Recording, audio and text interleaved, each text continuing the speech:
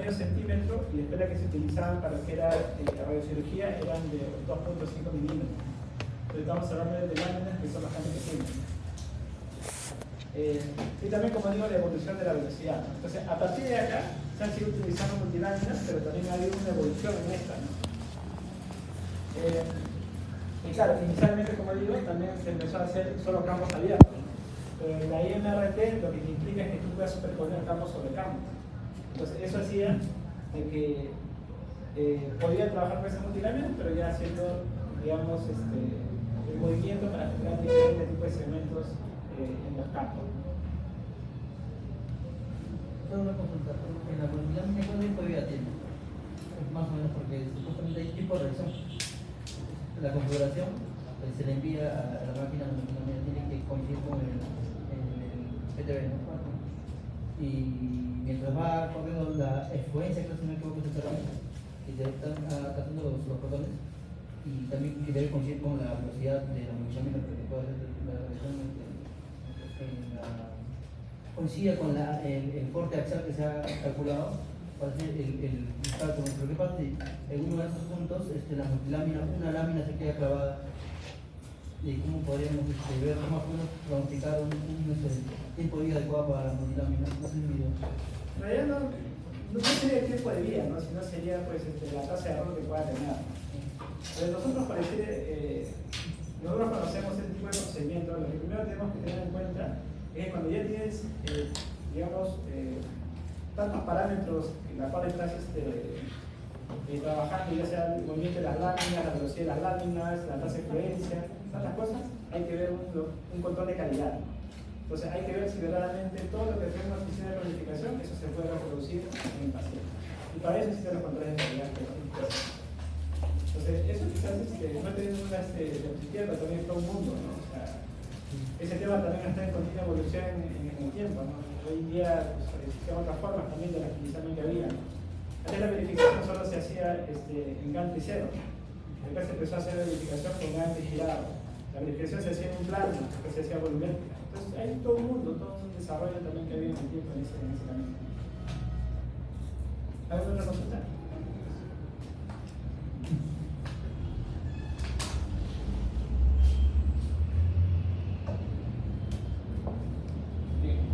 Acá he puesto una lámina que me muestra lo que es la evolución de la radioterapia con respecto a las técnicas y con respecto a lo que es el volumen de tratamiento. Generalmente los volúmenes grandes no tenemos tanto problema de rodear con técnicas que son no son tan complejas.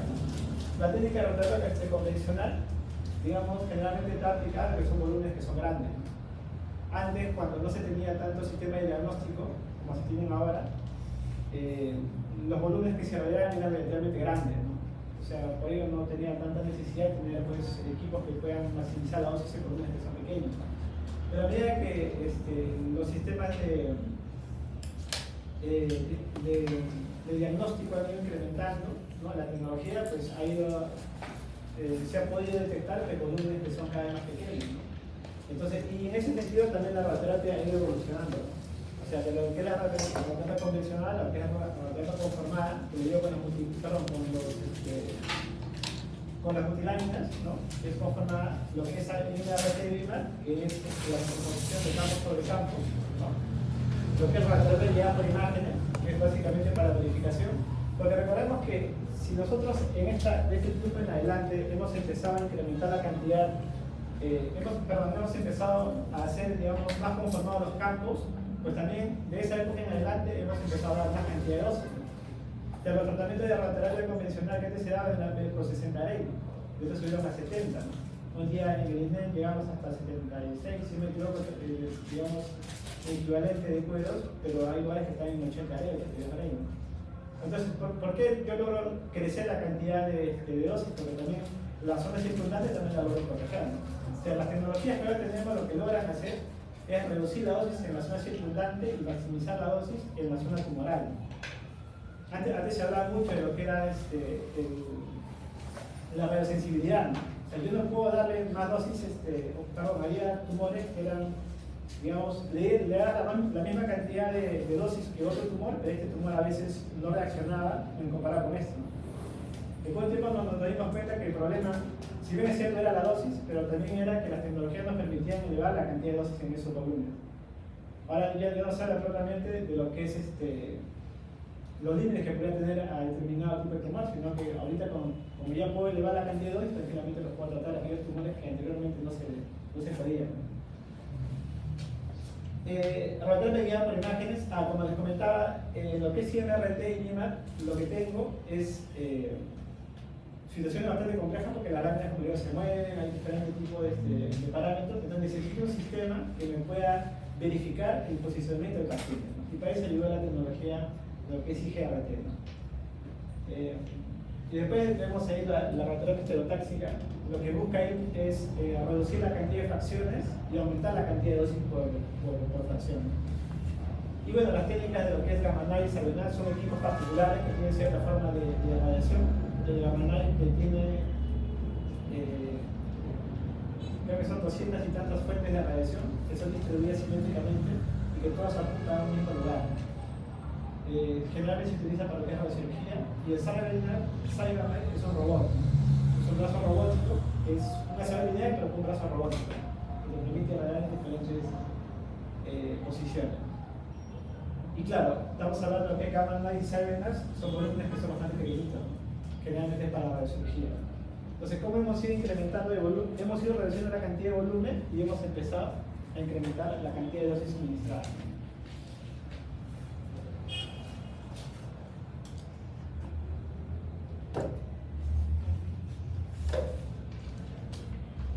Nosotros generalmente estamos básicamente acá, ¿no? Si hablamos de lo que es propiamente en el INEM, donde Evelina y yo trabajamos, hacemos técnicas, todas las técnicas hacemos, ¿no? Pero básicamente casi todas hacemos con IMRT y IMA, todas tienen lo que es radiografía guiada por imágenes, y el radiografía estereotáxico también hacemos, pero poco, pero solo que es determinado.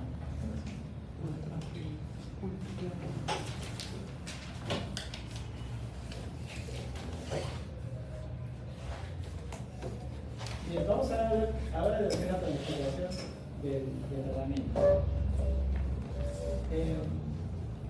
¿Preguntas acá? ¿Sí?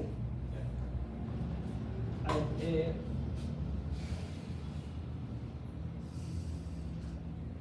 nosotros tenemos que tener un sistema que me permita a mí predecir la distribución de dosis en el paciente, ¿no? Eso de ahí es una gráfica de una simulación, también como Monte Carlo, de cómo es o cómo se comporta la radiación cuando interactúa con un determinado medio. Generalmente bueno, acá tenemos una cuba, ¿no? O un cubo de agua. Generalmente toda la dosimetría que nosotros hacemos es básicamente lo que es una cuba de agua, ¿no? Porque digamos el agua, el tejido humano casi es un 80% de lo que es agua, ¿no? Entonces, trabajamos acá y hacemos las correcciones en lo que es por cada paciente. Notamos también que el equipo tiene colimador primario, perdón, la fuente, colimador primario, colimador secundario. Tiene, digamos, el filtro aplanador, ¿no? Porque el AS no tendría que ser plano, ¿no? Tiene que tener un filtro para que pueda aplanarse el área de radiación. En el caso de electrones, tiene una lámina que es dispersora. Entonces, es más o menos el comportamiento de la radiación, que como digo es una gráfica de lo que es una simulación, ¿no? Y generalmente los procesos acá son estadísticos, ¿no? O sea, nosotros no sabemos exactamente cómo, o sea, no sabemos cuál es el recorrido de un fotón, ¿no? Cómo hacer la disposición de la dosis de un fotón. Pero en macro sí sabemos más o menos cómo puede ser. O sea, en macro sabemos cómo es la disposición o la disposición de la dosis, ¿no? En el volumen que vamos a estudiar.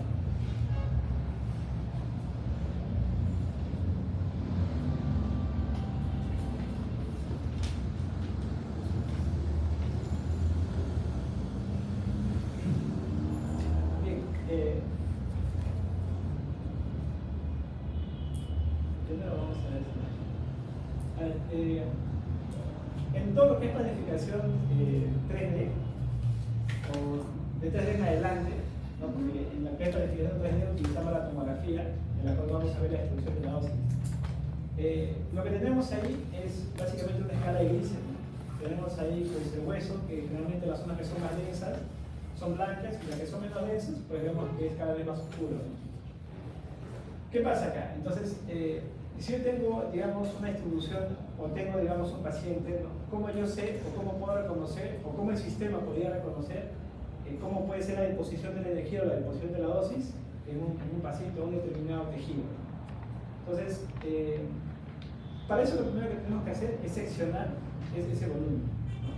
Entonces, si tengo diferentes cortes, lo que tengo que hacer inicialmente es seccionar por voxel, ¿no? El voxel es un análogo a lo que es un píxel, pero el voxel es en 3D, o sea, es un pequeño cubito. Entonces, lo que se va a hacer ahí es una tomografía, pero seccionarlos en pequeños cubitos. Imagínense que cada parte de esa tomografía es un pequeño cubito que en suma me va a dar todo lo que ustedes ven ahí, ¿no? Eso es lo primero que se hace. Estos cubitos son bastante pequeñitos, estamos hablando del orden de los milímetros, ¿no? Por cada lado, 0,3 milímetros por cada lado, ¿no? Y también puede ser quizás un poco más pequeño y un poco más grande. Entonces, eso es lo primero que se hace, ¿no? O sea, seccionar todo este volumen que se tiene de la tomografía en pequeños volúmenes. Ahora, para ustedes, ¿qué creen que es importante en la digamos, deposición de la dosis, ¿no? O sea, ¿qué parámetro es importante para nosotros para poder cuantificar la dosis en el paciente? ¿Qué es lo más importante para nosotros? La dosis en el paciente. ¿Qué parámetros creen ustedes que son importantes? Okay. La densidad electrónica. Perfecto. ¿Por qué la densidad electrónica? Es el margen de codificación o de rendimiento.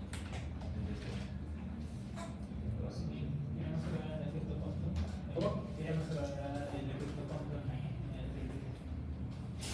Claro, en lo que es el diagnóstico, claro, nos interesa, ¿no? Pero lo que es la disposición de la dosis, la radioterapia, en la radioterapia yo necesito la disposición de la dosis. O sea, necesito cuánta energía se ha quedado en determinado volumen.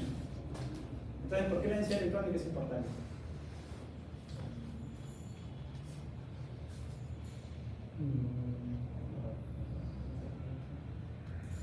Señor, chicos, señora. Sería para calcular el volumen por radical.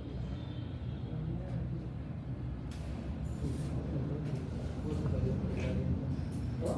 Cuando se ve radiar esa área, tiene una densidad electrónica como que dice el nombre, y va a haber cierto marcaje cuando se lo ve como una idea, pero es por ahí. Creo que la densidad electrónica nos indica la cantidad de dosis que debemos depositar en cada box. Está sacando con lo que.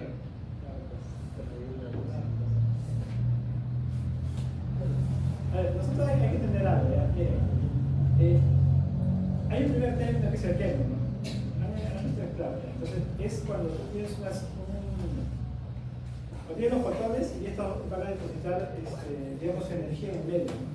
Pero es energía cinética que tú depositas en el medio. Y esa energía cinética, aquí está esa energía. A los electrones.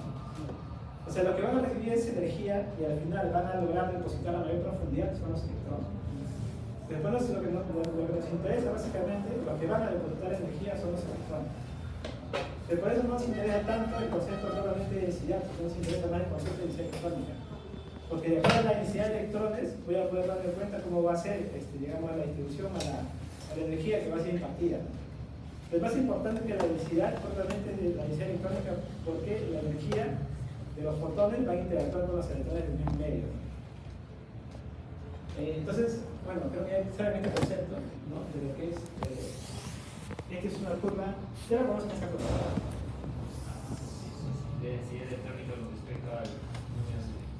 Número Hansen. Es una curva. Entonces, esto básicamente es lo que esa tabla es lo que nos ayuda a hacer ese equivalente entre la densidad de electrones que tiene un determinado volumen y los números Hansen. Esos son los números Hansen, digamos, en todas esas escalas que ustedes ven en una tomografía pueden ver pues escala gris. Cada una de esas escalas tiene un determinado valor. Eso tiene una relación, una concordancia con la cantidad de electrones que hay en ese volumen. Eso es lo que nos va a ayudar a poder determinar que aunque el sistema de planificación me pueda digamos, determinar cómo es o cuánta cantidad de electrones tiene ese medio, ¿no?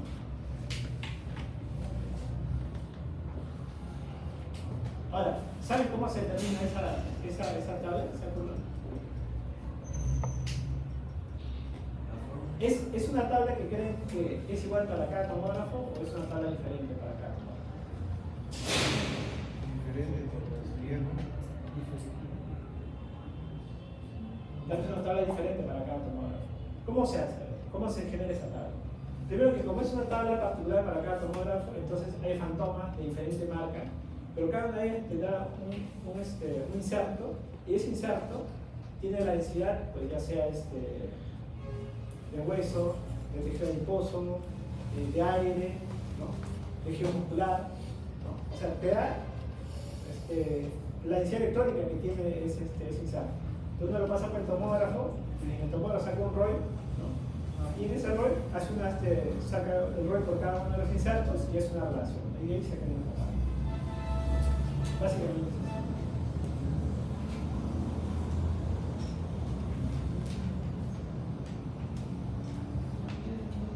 A ver, en lo que es la evolución de lo que es la intensidad modular, yo les había comentado, creo que mejor.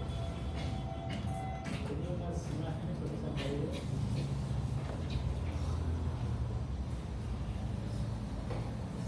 Me parece que fue el archivo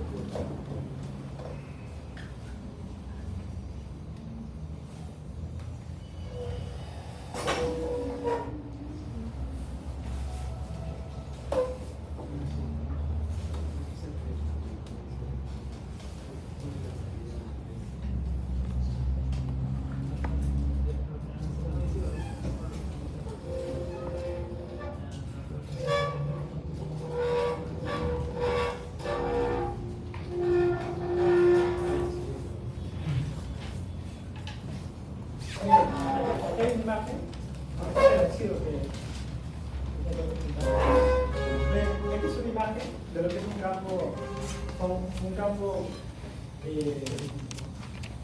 campo convencional, ¿no? Y esta es una imagen de un campo, es un campo de IMRT. ¿Por qué? Porque podemos ver que la afluencia por cada una de estas partes es uniforme.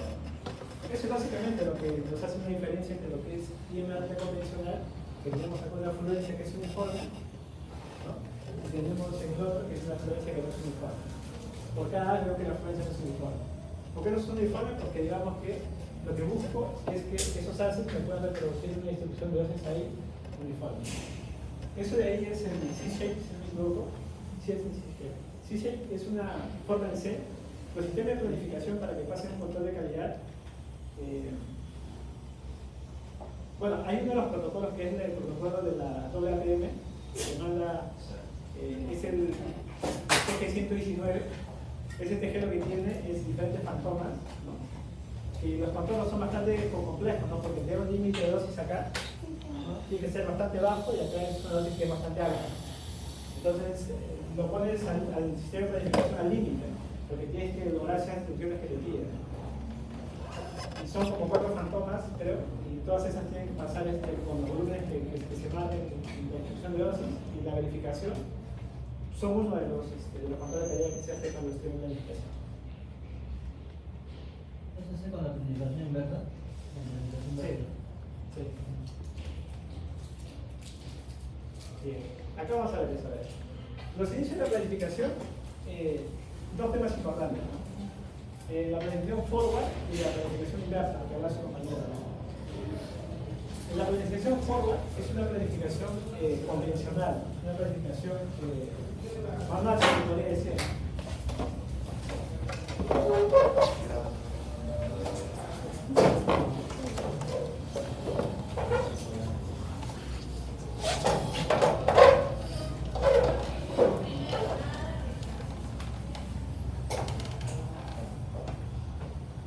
Ya, entonces, lo que comentaba, ¿no? Forward es una planificación que es básicamente manual, en la cual el usuario se configura la angulación, configura el colimador, configura la camilla, la posición de la camilla, ¿no? Y el colimador también apunta las mandíbulas, ¿no? o sea, la abertura de esta mandíbula, ¿no? Si tienen MLC también, ¿no? La forma de los cortes que se utilizan, y también lo que busca básicamente es esta afluencia. Esto generalmente se hace de forma manual. Nosotros en Internet tenemos un sistema de planificador de producción que se llama CIO. El CIO se podría hacer esto de acá, digamos, bastante bien. ¿Qué es básicamente forward? Forward es que uno mismo hace la línea de rateo. No deja que el sistema te haga la planificación y tú mismo calcule. Bueno, el sistema calcula, pero a través de las posiciones de las láminas que tú le colocas. Tú colocas una distribución de acuerdo al criterio que tú tengas y esta lo que hace es calcular. Pero los campos sobre campos que uno coloca no lo hace el sistema de planificación, sino lo hace uno mismo. El que planifica es el que coloca los segmentos o los segmentos y de acuerdo a su criterio, de acuerdo a la experiencia, tiene que darse cuenta de qué forma o qué segmentos tiene que utilizar para que haya una determinada distribución. Lo que es planificación inversa ya es distinto. En la planificación inversa, tú defines lo que es el gantry, defines el coordinador. Si es en viva, tú defines los arcos que vas a lograr, ¿no? El usuario define los criterios no simétricos y la ponderación deseada para el plan de tratamiento. O sea, tú le dices al sistema qué es lo que tú quieres. Pues acá tú ya no lo pones, digamos, los campos sobre campos, ya no se hace eso. En lo que es planificación inversa, tú le dices qué es lo que quieres en relación a un histograma. Entonces tú le pides, ya, yo quisiera pues, que al 20% del volumen le pueda llegar pues 30 array. O que a la dosis que 60 array, pues mínimo sea 57 y máximo sea 71. Entonces tú le dices los límites en lo que es planificación inversa y él calcula. Él te pone los segmentos, cuál sería la mejor forma de hacerlo. Recuerden que acá, el sistema lo que te da son soluciones. Las soluciones para el problema que tú le pones, hay un montón de soluciones. Por cada cosita que tú le cambias, te sale otra solución de otra solución. Entonces, hay que ver también ahí cuál es la mejor solución para un determinado plan. El algoritmo de optimización define la colimación de y la fluencia basada en criterios netamente simétricos.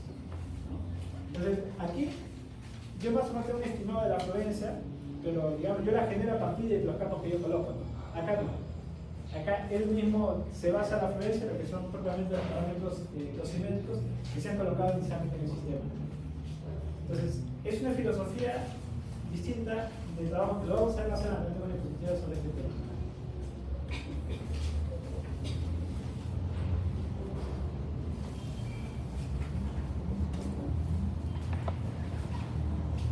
Ahí te meto lo que es forward. Fluencia definida por el usuario, consecuencia de las hojas de la CMLC o multilámina, se calcula para crear la fluencia. Bien,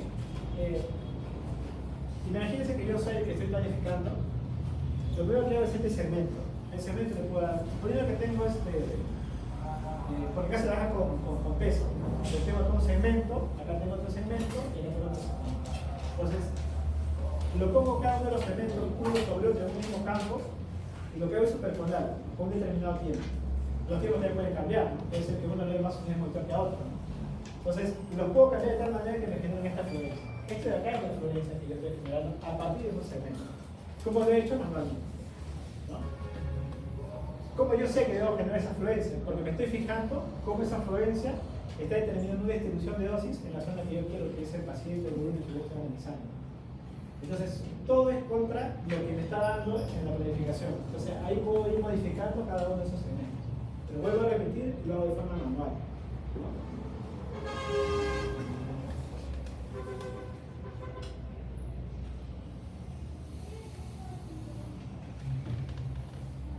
Ahora, esto es importante, ¿no? La ponderación relativa, ¿no? Los pesos que tú le das, ¿no? Puede ser que haya segmentos que le dan más pesos que otros. O sea, no solo es generar la cantidad de segmentos, sino también es el peso de cada uno tiene. Puede ser que haya segmentos que tengan mayor peso que otros, y eso en suma, quizás aquellos que tienen más peso pues van a tener, digamos, mayor dosis en esa zona.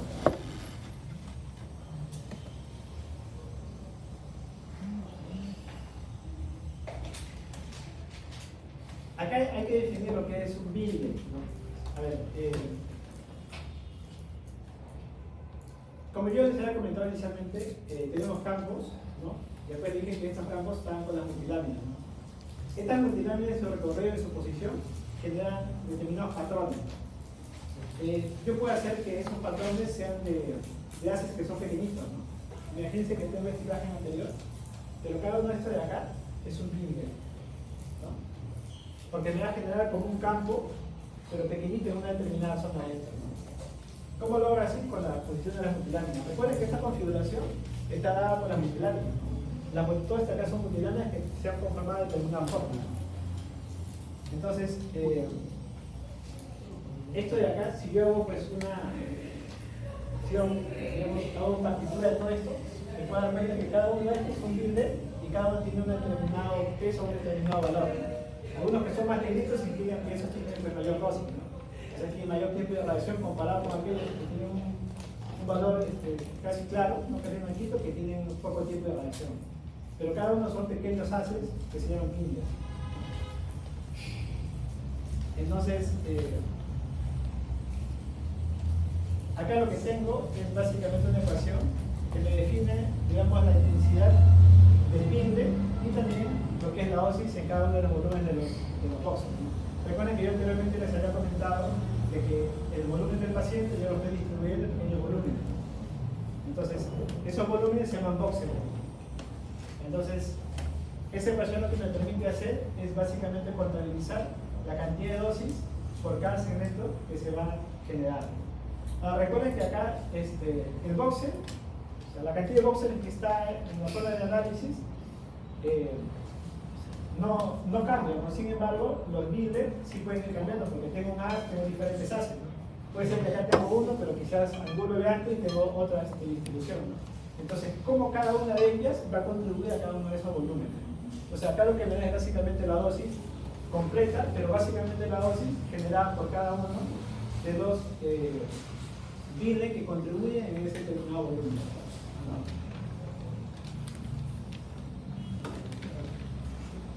Como dices, cada boxer por frecuencia, o sea, la frecuencia de velocidad del boxer, el big leg se va a regular, ¿no? Por cada boxer. No, tengo el volumen que está abajo y acá tengo los partes, son pequeños cuadraditos, son los boxes. Entonces tengo arriba, tengo los builders, ¿no? Entonces estos van a, digamos, de acuerdo a la frecuencia que uno coloca, porque vamos a ver lo que es eficiencia modular, van a contribuir determinada parte en cada uno de los boxes. Pero recuerda que no tengo solo digamos, un campo, no tengo varios campos. Y cada campo tiene diferentes patrones. Entonces, ¿cómo cada una de ellas contribuye a este volumen? Ese es básicamente la ecuación que vamos a resolver.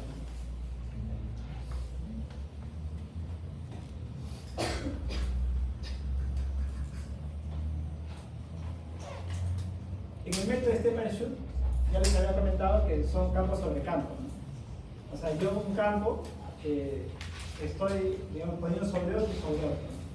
Entonces, si yo quiero una distribución de esta manera, lo que yo consigo con esta técnica es una distribución como esta, ¿no? Porque estoy superponiendo campos sobre campos y también los pesos que cada uno tiene.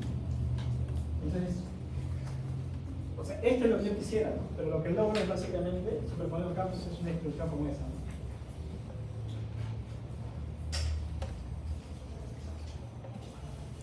Esta es una gráfica que me permite determinar cómo en las técnicas